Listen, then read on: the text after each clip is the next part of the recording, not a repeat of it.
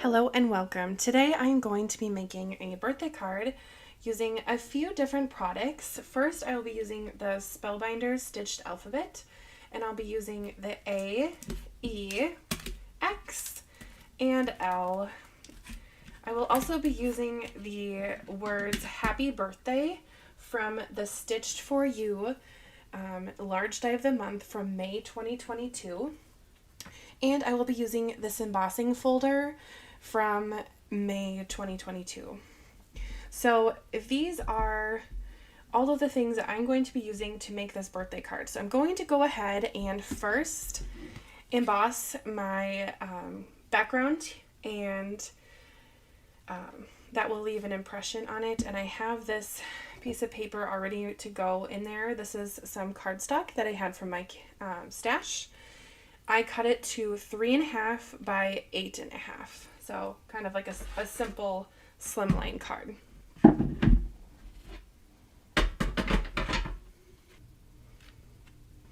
I do want to mention a tip for lining up any of the slimline or really any size using an embossing folder like this.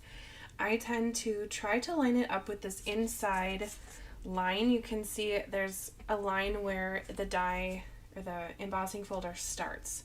So I will line it up like that and then close it and just see if it is on that edge. Then I kind of pinch it a little and then check the other side, and that lines up perfectly. So I do want to mention it's really neat that the embossing folder of the month from Spellbinders is this large size, because you're able to do the A2 size cards and you're able to do slim lines, which of course if you're able to do a slim line, you could do a mini slim line as well. So it's just pretty neat that it gives you that option to use a larger size of paper rather than just a smaller piece. So I'm going to go ahead and emboss this, and I will be right back. And just like that, I have a background. Next, I'm going to cut out all of the little letters that I need to spell out Happy Birthday. And I'm going to use these little white pieces of scrap to line up the letters, and just to make sure that I have all of the letters that I need. So I'm not too worried about if these are straight or not, because these are just going to be die cutting out the letters. Now that I have those all lined up, I will use my Sidekick, which is just a mini embossing machine. Got to get creative when you have a smaller desk, so little bits and bobs each little nook and cranny here. So I am not going to use any washi tape or purple tape, since I know that typically things don't slide around too much when I use my Sidekick here.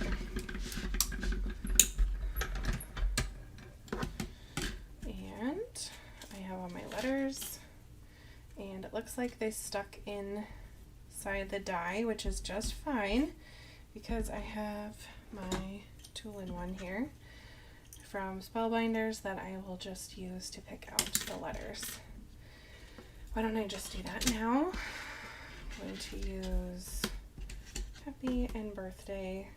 I think I'll just use my larger die cutting machine to do these two. And since I will try to save my black paper a little bit here, I will use some tape to keep my dies in place. If you're curious, this is washi tape from Tim Holtz. It came in a Simon Says stamp card kit of the month from sometime in 2021. I think sometime in the fall. All right. Happy and Birthday. Now I need to use my stitched alphabet dies here to cut out the background of the letters. So I need 2 A's for Alexa. Now I already went ahead and stitched the stitching part of the A, but now I need to do the background, and the stitching really didn't take that much time, especially for letters like the E that only has 2 of the floral embellishments there. So I'd say that it's pretty fun to have these alphabet dies. I know that they are quite an investment if you purchase the entire alphabet, but I don't know how you can just have a few letters, because if you have the alphabet, you can spell out anything you want, names, greetings, whatnot. And I think that it's definitely worth it because dies you can use over and over again. So I don't know. I love stitching as well. So sorry if I'm enabling you to buy craft supplies. It's just how it goes. Where's the E?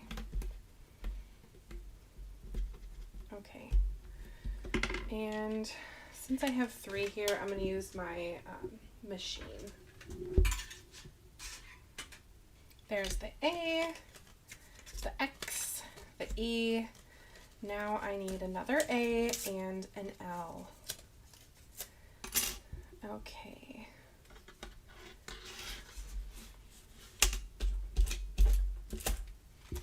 The L almost looks like a number 1 to me. When I was stitching it, a loved one that was sitting by me as I was stitching said, "Oh, that looks like a number 1. You could maybe make a card that says your," and if you buy the alphabet letters, you'll have enough letters to spell out your, and then number 1. And I guess I'll use my sidekick for these 2 since they are small. Plus, this is just so cute. I mean, it's adorable. My larger machine that I have is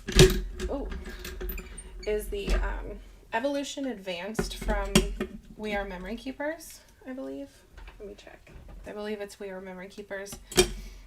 I've had it now for a few years, and I've liked it. The only thing is the cutting mats, the cutting mat B, just tends to be just kind of a pain, because I have to replace that often because I craft, I use it, but I don't know, they tend to get quite warped. This is an example of one, and it doesn't look that warped, but in the machine, this area, it just does not cut properly anymore. And I know you could say, oh, you could use the edge, but it just does not work that way. So I've purchased this Burra Burra cutting mat, and it's worked well for me for a little while here. My friend has one from scrapbook.com that apparently comes back to life and regains its shape once you put a heat tool to it. So I would love to try that. So whenever the one that I'm using right now runs out, I will probably be purchasing that and giving that a try. It's worked really well for her, and I am curious. And I already told myself if the whole motor and machine goes out on my embossing or my die cut machine, the Evolution Advanced, I'm just going to just do it and get the Spellbinders die cutting machine, the Platinum, since I've heard endless good things about it, and I would like to support Spellbinders since they've been a pretty nice company to me. Oh, I love how the white and black pop There's just something about that. So when I'm gluing these on, I'm just using my Barely Art glue. It's a liquid adhesive. You can buy it online. I have a link in the description of this video for it. And in that link, I do have the one that has the refill. And I definitely suggest getting the refill, because if you start crafting, all of a sudden you're going to be out of glue and you're going to have a project that you're working on and you will have no glue. That is not good.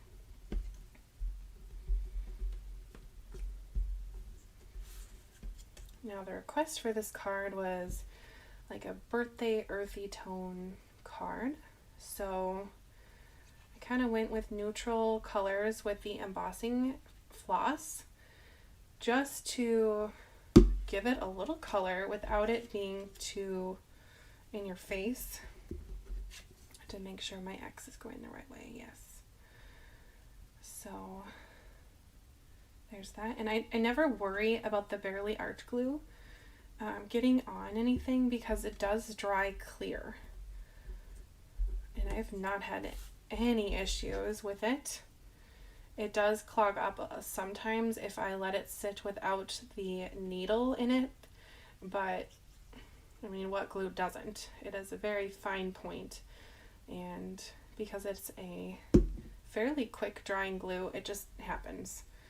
But if you're crafting, you're squeezing it out, you're using it, if you're good and put the needle in when you walk away from your project, you really shouldn't have any issues.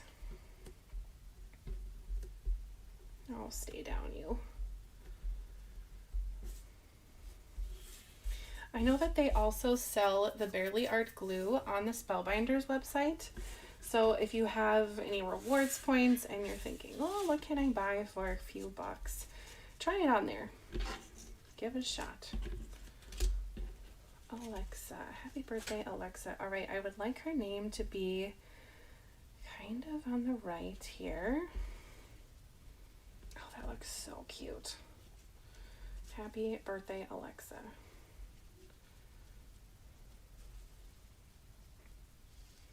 Do I want it a little off center? I think I do.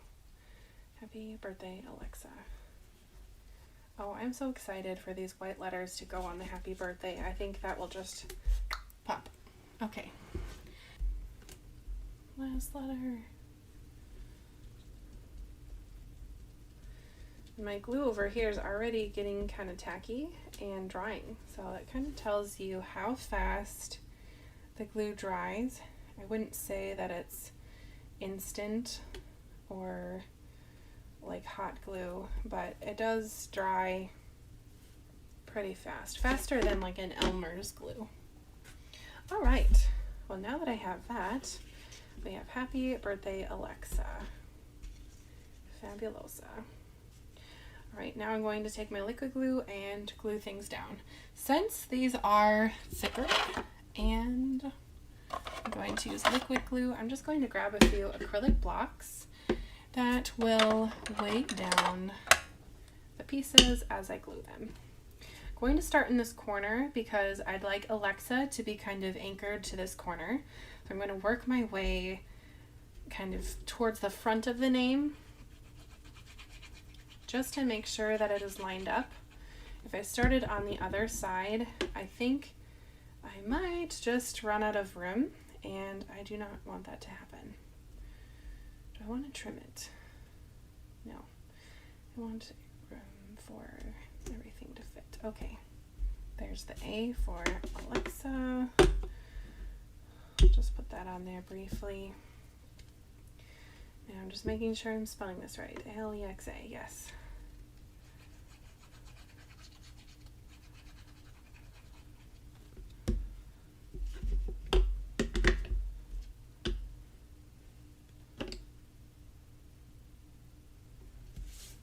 I don't know what I would do without my reverse tweezers. I don't know if I could craft.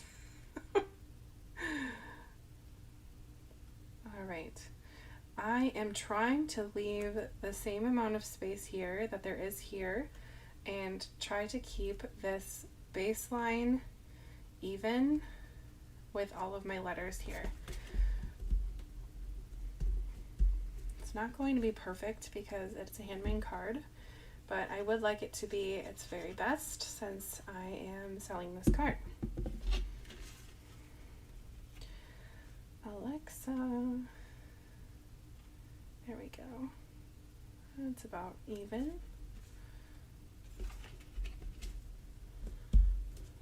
All right. Turn it sideways so that I get some pressure.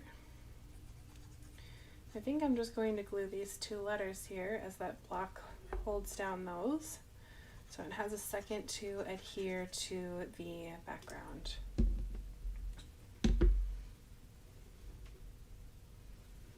This is one of the first cards that I've used with this embossing folder, and I really like it. I think it complements the stitched design quite well, and since I do a lot of stitching, I will be using this background many times. I can see myself doing that. Is that all crooked, or is it just me? I think it's just me. All right, and lastly, the A for Alexa. It's so neat to see all the cards that people have made with this stitched alphabet die set. I just think that it's one of those die sets that I will be going back and using over and over and over again because, like I said, I love stitching, and with these letters the possibilities are just endless because you have a whole alphabet. You also get an ampersand, which is that and symbol, if you don't know what that is. And so you could do, maybe for like a wedding, you could do like the bride and groom's names, like if they're Bob and Sue, you could do S&B. I always reach for these pearls just because they are so delicate and elegant looking without being too dramatic on a card. And these very, very tiny ones that come in the center are just perfect for stitched cards.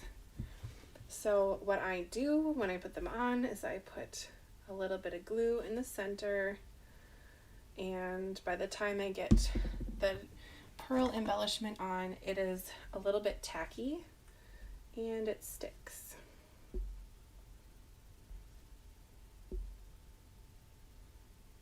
All I have left to do now is put this card on a card base. So I will go ahead and do that off camera. Going to be a good little crafter and put my needle back in my glue. And, no. I hate when I do that. Oh, you can't just put any old needle in these glue bottles, because if you don't put in a stainless steel one, it will,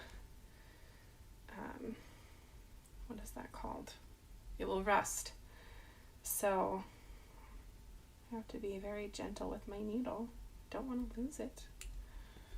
My reverse tweezer's coming in handy again. I think if I ever had a slogan, I would say crafting with reverse tweezers. Okay, there we go. It's back in. All right, I'll be right back after I make my card base. All right, now that I have my card base ready to go, I will adhere it on. And if you're curious, this is just a piece of paper that I cut down to 7 inches by 8.5. And that fits the slimline size very well. It also fits in just a standard business size envelope very nicely. So those are pretty reasonable. I have not dove into the world of making your own envelopes, but I know that you can make some really beautiful handcrafted envelopes, and I would love to try that. I do have the whole punch system thing and all of that jazz already. I just haven't really given it a go yet. I teach kindergarten during the school year, and I'm pretty busy. But, you know, it's summer break now, so maybe, just maybe, I will try that out now. And I see a little bit of a white edge here. I don't know if I just didn't have my green paper nice and straight or whatnot. I don't know, but I'm just going to trim down that very, very carefully so I don't have that edge anymore.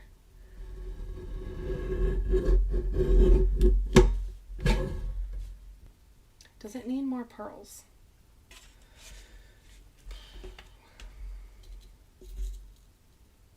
Let me just play around with that. See if I need some more pearls in my life on this card. I think it needs pearls scattered. That just looks pretty, doesn't it? Oh, let's see. 1, 2, 3, 4, 5, 6, 7, 8. This one's not as shiny as the others, so I'm going to just lose them. Is that enough? I think that's good. 7, 2, 3, 4, 5, 6, 7. Okay. Okay, that'll do. I like to work in odd numbers. I think it's just more visually appealing to work in odd numbers. Well, now that I've added even more pearls to the card, now it is finished. The finished birthday card for Alexa. I hope that she enjoys her birthday. My too much brain is saying you should probably stamp something in the inside, but knowing me, I would probably mess up the inside, so I'm going to leave it blank and let the recipient just take care of that. All right, well, as I put on my little stamp from my store, I'll just say, if you've enjoyed this video, go ahead and like the video and subscribe to my channel for more videos and ideas. And if you're interested in any of the things that I used, any of the products I used, I will have them linked in the description.